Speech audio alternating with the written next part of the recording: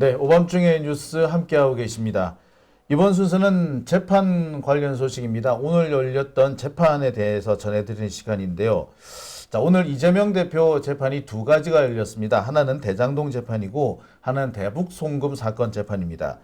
대장동 재판은 서울중앙지검에서 지법에서 열렸고요. 이 대북 송금 사건은 수원지법에서 열렸습니다. 현재 대장동 재판 같은 경우에는 안타깝게도 저희가 이번에 당첨이 안 됐어요. 그래서 못 들어갔고요. 그래서 지금 다른 자료들을 지금 구하고 있는 중이고요. 오늘은 수원지법에서 열린 대장동 재판 아닌 대북 송금 사건에 대한 재판을 오늘 강지호 기자가 다녀왔습니다.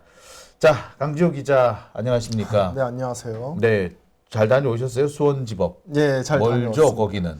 한 1시간 정도 걸리더라고요. 그러니까 출근 시간이 아니면 1시간, 예. 출퇴근 시간 혹시 잘못 걸리면 2시간. 맞습니다. 만만찮을 것 같은데. 자, 오늘 대북 송금 사건 재판이 오늘 수원지법에서 열렸죠? 그렇죠. 오늘 같은 경우에는 그 준비 기일입니다. 공판 준비 기일. 공판 준비 기일이기 때문에 뭐 일반적으로 공방이 오가지는 않았고요. 네. 뭐 어떤 식으로 진행할 건지에 대해서 이야기가 나왔습니다. 재판 앞으로 어떻게 진행할 거냐? 그렇죠. 공판 준비 기일이 지금 좀 여러 차례 열렸어요? 이번 것 같은 경우에는? 네, 지금 같은 경우에는 3차 준비 기일이고요. 네, 마지막으로 다음번에 12월 17일 날 네 번째 공판 준비 기일을 마치고 넘어간다라고 얘기를 하고 있습니다. 그러니까 이제 그럼 공판 준비 기일은 이제 마무리가 되는 거겠네요. 이제 그렇죠. 본 재판에 들어간다. 그러니까 12월 17일 날 4차 준비 기일을 한다는 얘기죠? 예, 맞습니다. 4차 공판 준비 기일 4차까지 간다라는 얘기네요. 그러니까 이게 지금 이 사건 같은 경우에는 이미 동일한 사실관계를 가지고 이미 항소심이 진행 중이기 때문에 항소심 진행을 보고 재판을 진행하겠다 이런 취지인 것 같아요. 뭐 그런 취지가 있기도 하고 오늘은 사실 이재명 대표 변호인 측에서 시간을 조금 더 달라고 요구를 했거든요. 네. 그런데 이제 신진우 부장 판사 같은 경우에는 이미 시간이 꽤나 많이 지났기 때문에 뭐 시간을 더 주는 건 좀 그렇다 이런 얘기를 했습니다. 그래도 조금 다행인 것은 원래 12월 7일 날 이제 마지막 공판 준비 기일을 마치려고 했으나 10일 정도는 더 줬어요. 그래서 12월 17일 날 마지막 공판 준비 기일이 진행된다라고 합니다. 이게 왜 그러냐면 이게 수십만 페이지가 달해요. 이게 증거 자료가. 증거 자료가 4만 페이지라고 하더라고요. 4만 페이지. 이게 4만 페이지면은 글쎄 어느 쪽 감이 와닿을지 모르겠습니다만 이거 트럭 한 트럭이에요. 한 트럭 분량이에요, 그거. 책으로 76권 분량이라고 그렇죠. 하더라고요. 한 트럭 분량이기 때문에 그리고 거기에 각종 자료들이 있을 거란 말이에요. 부속되는 자료들까지 하면은 진짜 한 트럭 가뿐히 넘어갑니다. 그걸 변호사 몇 명이 다 보지를 못해요. 그래서 변호사 측에서 어떤 얘기를 하냐면 검사 측은 이 내용을 2년 동안 봤다. 근데 우리는 그러니까. 2달 동안 봤다. 그러니까 시간 좀 더 달라라고 얘기를 했는데 그렇게 긴 시간은 주지 않았습니다. 참, 그러니까 뭐냐 판사 지들도 신진우 판사가 이 사건에 대해서 알고 있다 이거야. 나도 알고 있으니까 상관없어. 이런 식의 태도인데, 이런 태도는 어떻게 보면 신진우 판사가 이미 속내를 드러냈다 이렇게 볼 수도 있을 것 같아요. 그리고 저번 준비 기일에서 이런 말도 했었잖아요. 네. 재판의 효율성 관련된 이야기도 말을 했기 때문에 이번 재판을 약간 속전속결로 끝내려는 그런 의도가 있지 않나라는 생각이 들고요. 그리고 신진우 부장 판사 같은 경우에는 원래 재판부가 2년마다 한번 바뀌는데 그렇죠. 지금 3년째고 내년이면 벌써 4년째입니다. 야, 그 4년씩 한 법원에 계속 눌러 있는 것도 쉽지 않아요. 쉽지 않은 일인데 이 사람은 참 붙박이 치고는 참 센 붙박이네요. 예. 아무튼 자, 신진우 판사가 오늘 여러 가지 정황을 볼 때 속내를 좀 드러낸 것 같습니다. 이재명 대표만 죽이면 된다. 내 목표는 이재명이야. 이런 의도를 좀 드러낸 것 같아요. 제가 봤을 때도 이런 걸 좀 드러냈다라고 느끼는 게 오늘 재판에서 가장 중요한 내용이 바로 이화영 평화부지사의 기피 신청입니다. 그렇죠. 이화영 부지사 입장에서는 지금 신진우한테 재판을 2번 받는단 말이야. 같은 사건을 가지고 솔직히 말씀드리면은 이게 재판을 이렇게 같은 사건을 두 번씩이나 하는 게 말이나 되나 싶어요. 똑같은 사건을 한 번은 남북교류협력법 또는 그 외환거래법 위반으로 똑같은 사건을 또 하는 가지고는 두 번째에서는 뭐 제3자 뇌물 이걸로 처리하겠다는 건데 이거 이렇게 하면 안 되는 거예요. 그러니까 사건이 하나면은 재판도 하나여야 되는데 사건이 하나인데 재판을 두 번 한다. 이거는 불법이에요. 이거 위법이에요. 이거. 그러니까 한 가지 행동을 했는데 그거를 갈라가지고 재판을 두 번 하는 거잖아요. 그렇죠. 그리고 심지어 이 가른 판사도 똑같은 신준호 그런데 판사. 똑같은 사람 판사야. 그럼 이거 말이 안 되는 재판이거든요. 근데 재판부에서는 별로 문제가 없다라고 얘기를 그거 하는 왜 거예요. 문제가 없어? 판사가 이상한 새끼 아니야. 그 신진우 판사가 계속 내가 이상한 사람이다. 이 사람이 정상적인 판사가 아닌 것 같다라고 하는 이유가 여기에 있는 겁니다. 아니 이런 거예요. 만약에 뭐 예를 들어 좀 죄송한데 네. 지호 씨가 뭐 누구랑 싸웠는데 막 때렸는데 맞은 사람이 그냥 갑자기 이제 저 세상을 간 거야. 그러면 이 사건 같은 경우는 폭행치사이거나 살인이거나 둘 중에 하나예요. 그런데 이 사건을 어떻게 처리하느냐? 폭행으로만 처리해 준 거야. 죽은 건 제껴놓고 예. 폭행만 처리한 거야. 그래놓고 나중에 살인을 가지고 다시 재판하는 겁니다. 그래서 폭행으로 징역 6개월이 나왔는데 살인으로 다시 동일한 기소가 된 거야. 이렇게 되는 경우거든요. 이런 거는 있을 수가 없는 사건. 이런 거 보면 이제 이거는 이런 걸 보고 일사부재리 원칙을 위반했다라고 하는데 이게 문제가 없다라고 하는 판사는 제가 볼 때 이 판사는 이건 진짜 신진우 판사는 탄핵감이에요. 이거는 난 아무리 생각해도 이해가 일사부재리가 적용이 안 돼도 된다? 야, 이거는 또라이도 이런 또라이가 없죠. 그렇죠. 예. 근데 하여튼 뭐 그렇게 한다는 얘기죠. 예, 그래서 이 기피 신청 관련돼 가지고 검찰 측의 주장이 뭐냐? 이화영 측이 자료를 제출했으니까 지난 피고인 이재명 측의 문건이 재배당 요구가 받아들여지지 않자 그 조건만 바꾼 것에 불과하다라는 이야기를 해요. 그러니까 현 재판부가 마음에 들지 않으니 재판부를 바꿔달라는 것으로 재판부를 취사 선택하는 것과 다를 바가 없다. 그리고 공소건이 기소된 지 지금 5개월이 되는 시점인데 이화영은 2개월이 지나가지고 증거기록, 의방기록 작성을 완료했고 지난 12일 재판기일을 사실상 중단시켜왔다. 그러니까 이게 한마디로 이화영 측에서 재판을 계속 지연시키고 있다. 그리고 이 기피 신청 같은 경우에도 해당 사항이 아닌데도 불구하고 지연시키기 위해서 기피 신청을 냈다라고 요구를 하는 겁니다. 아니 이 재판은 열리면 안 되는 재판이에요. 이화영 같은 경우는 예. 적어도 이화영 같은 경우는 같은 사건으로 재판을 받았는데 또 재판 받으라 그러니 그 당연히 말이 안 되지. 그러니까 지연 어떻게 하는 거지. 그러니까 검사들이 이게 문제인 거야. 예. 자기들이 잘못한 건 쏙 빼놓고 판사가 잘못한 건 쏙 빼놓고 너네만 이상해. 그러니까 잘못한 사람에 대해서 서로 대응을 할 거 아니에요. 이 사람이 저렇게 하면은 나는 이렇게 하고 이 대응이 왔다 갔다 하는 대응이라는 게 있고 그 서로 상호작용이라는 게 있는 건데 한쪽을 싹 잘라내고 자기 쪽을 싹 잘라내고 상대방만 딱 부각을 시키는 거예요. 이게 검사들의 특징인데 지금 같은 경우는 신진우도 똑같은 거예요. 아니 같은 내용을 가지고 재판을 두 번 하는 게 어디 있어? 그러면은 뭐라도 하지. 그리고 원래 재판부 기피 신청은 재판 한참 진행 중에도 해요. 아, 그래요? 처음부터 하는 경우도 있고요. 재판 중에 하는 경우도 있어요. 재판 중에 하는 경우는 어떤 경우인가요? 그러니까 그 전까지는 몰랐는데 재판 진행 중에 기피 신청을 해야 될 이유가 생기는 거야. 그리고 기피 신청의 이유에는 뭐가 있냐면 기타 등등 재판을 불공정하게 한다라고 볼 수만한 사정이 있으면 다 돼요. 그거는 딱 요건이 정해진 게 아니라 예. 그 뭐 정해진 요건 외에 재판이 불공정하게 진행될 우려가 있다고 하면 다 할 수 있어요. 따라서 재판 하다가 보니까 이 사람 이상하네. 그래서 기피 신청했어요. 할 수도 있는 거예요. 근데 그거 가지고 그리고 재판 지연보다 중요한 게 뭐냐면 그 장기간의 구속입니다. 아, 장기간 구속. 이화영 부지사 같은 경우 맨 처음에 법인카드 부당한 사용한 것 때문에 구속이 됐어요. 예. 그걸로 그 뒤에 2년을 붙잡혀 있습니다. 그 2년 있는 동안에 갑자기 법인카드 사건이 대북송금 사건이 된 거예요. 재판 지연보다 더 심각한 것은 부당한 이제 신체 자유 침해예요. 부당한 구속이에요.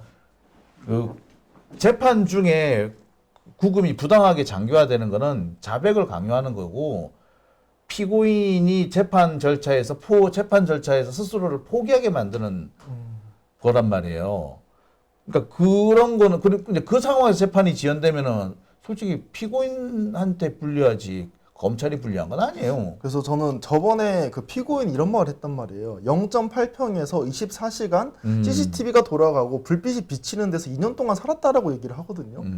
근데 이게 사실 사람이 하루만 이틀만 고시원에 살더라도 미치는 경우가 있잖아요. 힘들어가지고. 아, 고시원보다 더 좁죠. 더 좁죠. 예. 그렇죠. 저도 고시원에서 한 달 정도 살아본 적이 있는데 네. 돈을 좀 아껴보려고 도저히 살 수가 없겠더라고요. 그 2평이 채 안 되죠? 제가 키가 187인데 다리를 뻗지 못합니다. 수그리면서 잤어요, 저는. 네, 이화영 평화부지사도 등치가 있으시거든요. 그죠? 키도 크고. 예, 키도 크고. 예. 아, 참. 자, 근데 기피 신청을 일단 보면은 이제 제기를 하면은 그 해당 법원에 그 다른 그 기피 신청 담당하는 법원 재판부가 있어요. 예. 그 재판부로 넘어간단 말이에요. 그리고 이제 그 기피 신청 절차가 쭉쭉쭉 진행이 될 건데 재판이 중단되지 않던가요? 재판 중단 안 시키던가요? 중단을 시키진 않았고 우선 오. 변호사 측에서도 이제 검사 측 얘기를 듣고 이런 얘기를 우선 합니다. 음. 재판부가 마음에 안 들어가지고 기피 신청한 거 아니다. 이 법관이 불공평한 재판을 염려가 있을 때 기피 사유로 명시를 하고 있는데 여기서 말을 하는 게 불공정이 아니라 불공평이라고 있다. 여기서 불공평은 법관의 편견을 갖지 아니한 상태, 그렇지. 중립적인 상태에서 재판을 시작할 수 있다라는 것을 말을 하고 있는 건데 이 사건에 대해 가지고 예단하지 않을 수 있는 판사가 그치. 필요하다, 법관이 필요하다 이런 얘기를 하고 있습니다. 네. 혹시 이 비슷한 사건, 이 사건 말고 이런 사건이 있었어요. 옛날에 그 SK텔링크인가? 하여튼 SK 쪽 사건이 하나 있었는데, 여러분 뭐 그거 아실 거예요. SK 쪽에서 개인정보가 대거 유출된 사건이 있었습니다. 아, 그때 아마 그 뭐죠? 우리 그 옛날에 미니홈피 있던 그. 싸이월드. 싸이월드. 예. 싸이월드에서 해킹이 돼가지고, 우리나라 국민들 한 2천만 명 가까운 그 개인정보가 유출이 됐었어요. 그래서, 그 사건에 이제 피해자들이 SK를 상대로 해서 소송을 냅니다. 재판부를 못 정했어요. 왜 못 정했죠? 2천만 명이나 나갔잖아. 그렇죠. 그러면은 피해를 안 입은 판사가 그 재판을 해야 돼요. 판사들이 다 피해 입었겠네요. 그거 다 해본 거예요. 그 판사를 찾지 못해가지고 한참 시간이 걸립니다. 예. 즉, 뭐냐 하면은, 왜 피해를 안 입은 판사를 찾아야 될까요? 바로 선입견을 없애기 위해서 그런 겁니다.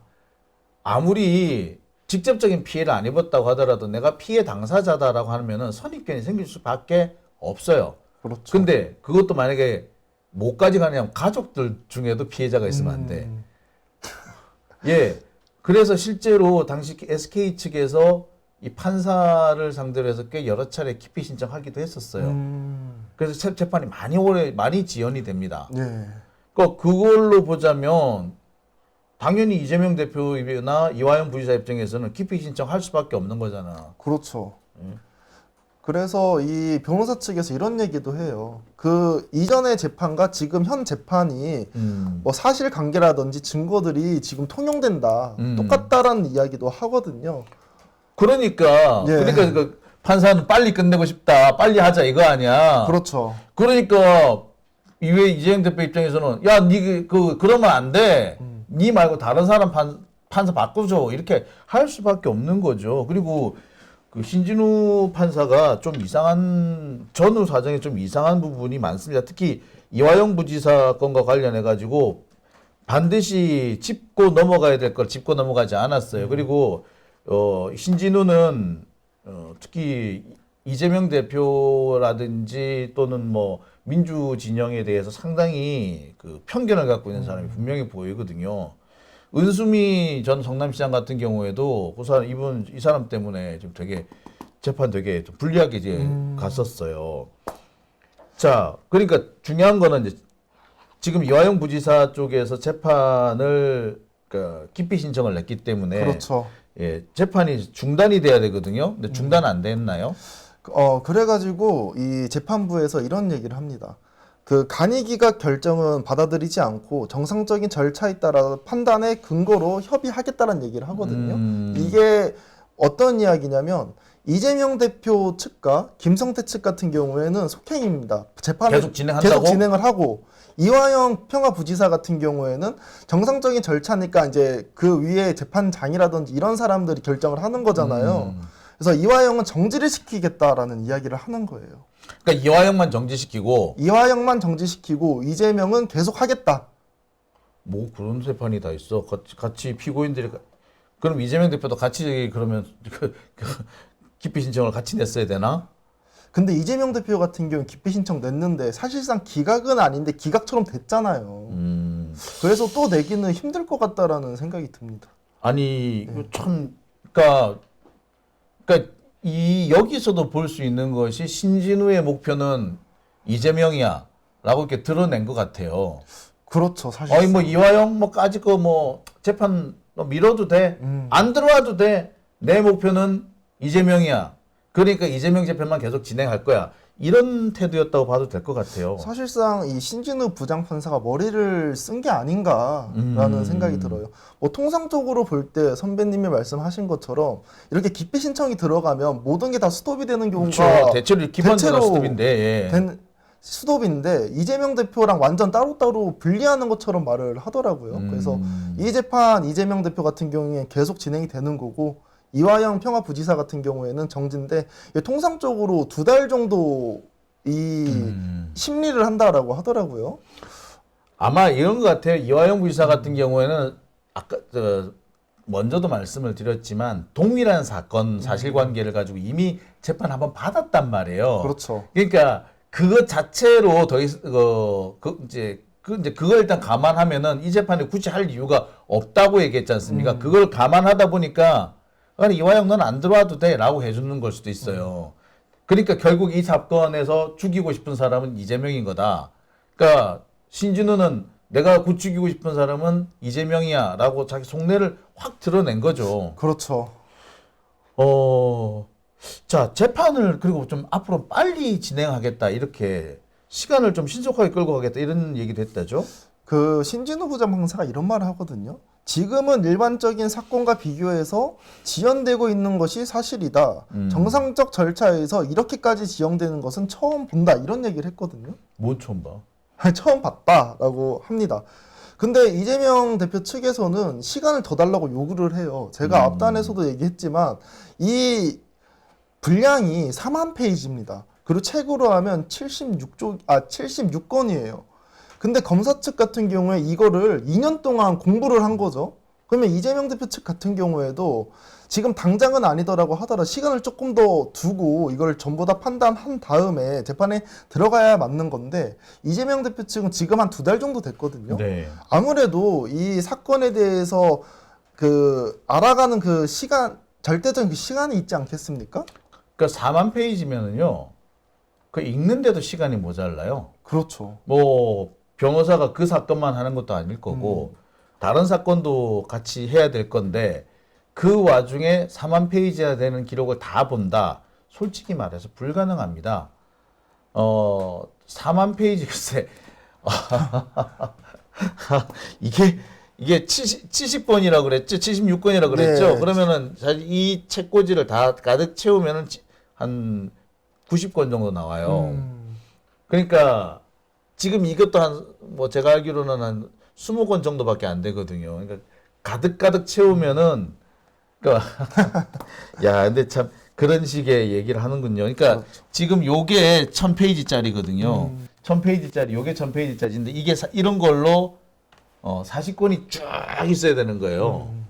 야, 근데 이걸 어떻게 다 읽냐고. 그렇죠. 근데 시간을 못 주겠다. 그렇죠. 그러니까 지금 신진우는 최대한 빨리 끌고 가려고 하네요. 그래서 시간을 그 재판이 지연될 수 있는 거는 무조건 다 버리고 가는 거네. 이화용도 버리고 가고 다 버리고 간다 이거네. 제 생각에 신진우 부장판사도 시간이 얼마 없다라는 걸 알고 있는 것 같아요. 왜냐하면 어허. 재판부가 2년마다 바뀌는데 지금 4년 차로 들어가는 거잖아요. 그렇죠. 내년이 되면.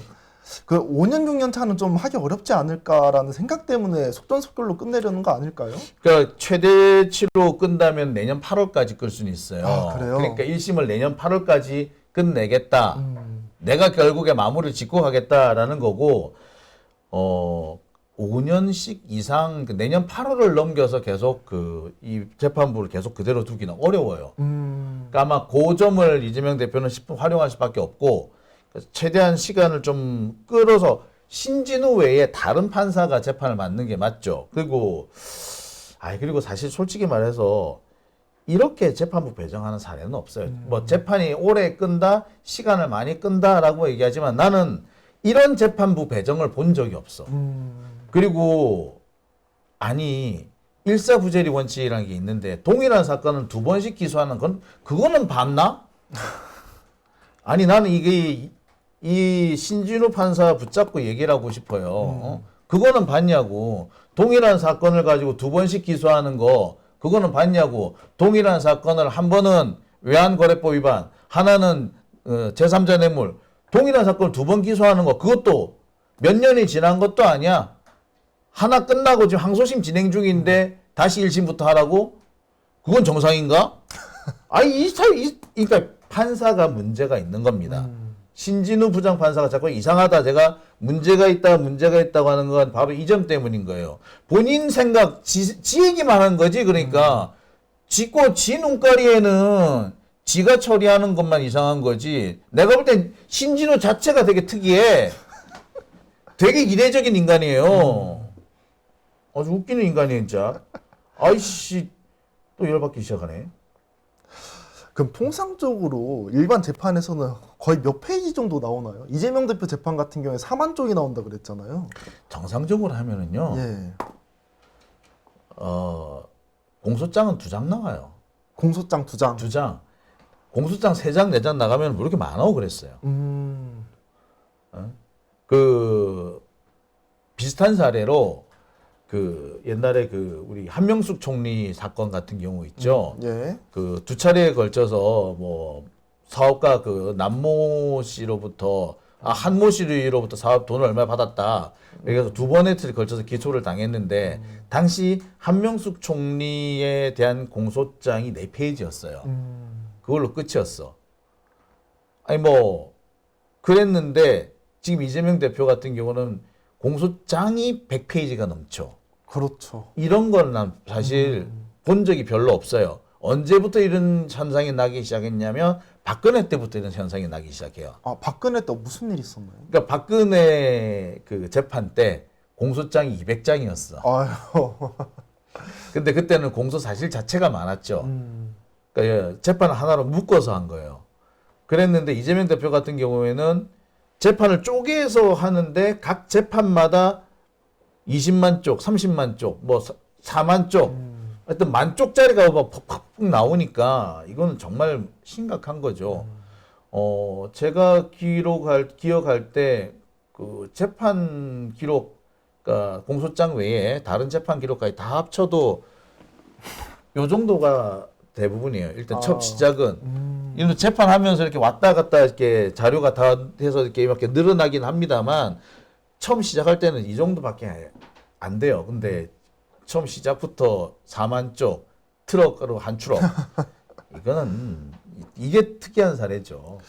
그리고 이제 마지막으로 이 시민단체 길이라는 곳에서 재판 생중계 요청을 했더라고요.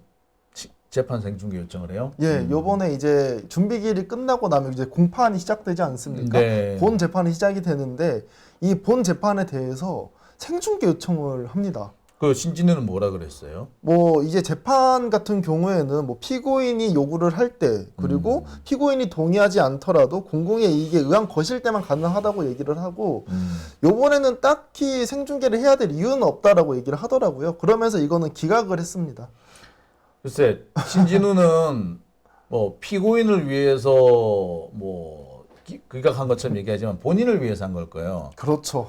신진우 판사 같은 경우는 재판을 이상하게 진행한다는 욕을 먹을 수밖에 없는 상황인지라 그걸 그래서 아마 생중계를 안 하는 것 같아요. 사실상 우리 일반인들이 부장판사까지 기억하는 경우가 없잖아요. 네. 근데 신진우 부장판사는 유명인이 이미 되었기 때문에 아마 더 심리적으로 부담이 되지 않을까라는 생각이 들어요. 그러니까 예를 들어 이런 겁니다. 이제 신진우 같은 경우는 이제 문제가 될 게 뭐냐면 앞으로 이 대북송금 재판에서 이화영 부지사가 온 국민 앞에서 내가 검사들로부터 이런 모욕을 당했다, 이런 회유 협박을 당했다라고 하면서 증거물들을 이렇게 턱턱 내놓을 거란 말이에요. 그렇죠. 지금 뭐 제가 지금 갖고 있는 증거물 중에서도 그 소위 말하는 그 하나은행에서 네. 했다는 그 쌍방울 법인카드 사용 내역 같은 게 있는데 요런 거 같은 거 턱턱 내버리면 아마 일반 국민들은 기겁을 하실 거예요. 그렇죠. 사실상 그 하나카드가 연어카드잖아요. 연어 카드죠. 그러니까 이제 술 파티를 벌였고 진술 세미나가 있었다. 이게 입증된 건데 아마 그러한 증거들이 아마 계속 나올 겁니다. 그러니까 계속 나오는 거죠. 네. 뭐 그렇게 되면은 아마 신진우 입장에서 되게 곤란할 거예요. 그러니까 판사 검사 신진우와 정치 판사와 정치 검사가 짝짝꿍하는 모습이 온 국민 앞에 생중계가 될 터이니 그러니까 안 한다고 그랬겠죠. 근데 뭐 요즘 사실 재판부 관련해 가지고 생중계 이 얘기가 상당히 많기는 해요. 그렇죠. 특히나 지금 국민의힘 쪽에서 상당히 많이 요구를 하고 있고 뭐 15일에 있는 그 공직선거법 위반이라든지 아니면 25일에 있는 그 위증교사 사건 계속 요구하고 있거든요. 생중계. 근데 이 생중계라는 게 처음부터 끝까지 모든 국민들이 다 같이 보면 일반인으로서 판단할 수 있는데 딱 송고만 가지고 유무죄를 따져버리면 오해할 여지가 많다라는 저는 생각이 들거든요. 그러니까 이게 공개 변론을 하는데 예. 원래 이제 생중계 선고가 생중계된 거는요. 사실상 그 박근혜 재판 때 선고가 이제 생중계가 됐어요. 근데 박근혜 같은 경우에는 재판 과정 자체가 계속해서 완전 공개가 돼 있었습니다. 지금 이재명 대표 재판 같은 경우는 재판 방청 들어가기 힘들잖아요. 어렵습니다. 예, 지금 오늘 저 방청권 당첨도 안 됐고 그렇죠. 방청권에 당첨이 돼야지 들어가고 그것도 20명 정도밖에 못 들어가잖아요. 그렇죠. 그 정도밖에 뭐 법정이 텅텅 비어 있는데 못 들어가는 그런 상황이지 않습니까? 이게 앞단에 기자들 있고 이 중간에 라인에 엄청 많이 비어 있어요. 그렇죠. 근데 그것들은 다 안 채우고 뒤에 소수만 뽑아가지고 방청을 하게 됩니다. 그렇게 하고 있다가 갑자기 선고만 공개한다. 이건 엉터리예요. 박근혜 때는 어떻게 했느냐? 워낙에 사람들이 많이 들어오니까 중개법정을 따로 만들었습니다. 중개법정이 두 군데나 있었어요. 그래서 본법정에 못 들어간 사람은 중개법정에 들어가서 재판을 방청할 수 있게 해줬어요.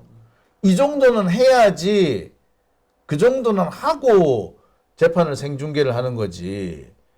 이분 같은 경우에는 이재명 대표 재판 같은 경우는 진짜 꽁꽁 숨기고 있어요. 법원에서 판사들이. 그렇죠. 못됐어 아주. 자, 하여튼 뭐 근데 제가 볼 때는 그렇습니다. 오늘이 이제 11월 12일. 10일이죠. 그러니까 생중계를 한다면 이미 어제 정도에 공개가 됐어요. 오늘은 그렇죠. 이제 없어요. 이제 더 이상 공개는 안 될 거고 아마 국힘당은 이제 앞으로 더 얘기하기는 힘들 겁니다. 네. 자, 다음 재판도 지금 줄줄이 기다리고 있는데 언제 또 재판이 있나요?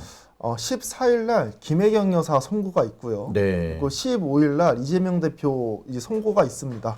그래서 이번 주는 이 두 개 재판을 이제 제가 신청을 해놨거든요.